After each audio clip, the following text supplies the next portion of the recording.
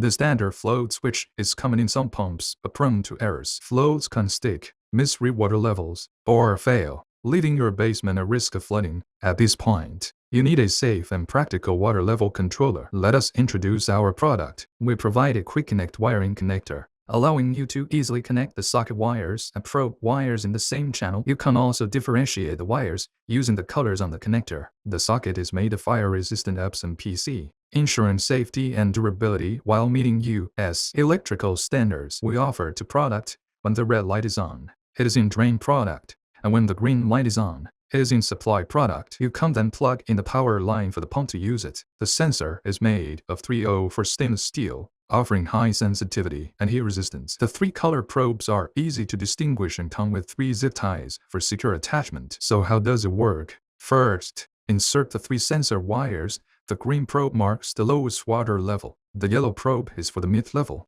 and the red probe indicates the high water level. As the water rises to the yellow level, the sensor detects it and prepares for activation. When the water reaches the red level, the pump starts working, and the indicator light turns green. It continues pumping until the water drops below the yellow wire, at which point the pump stops, and the indicator light returns to red.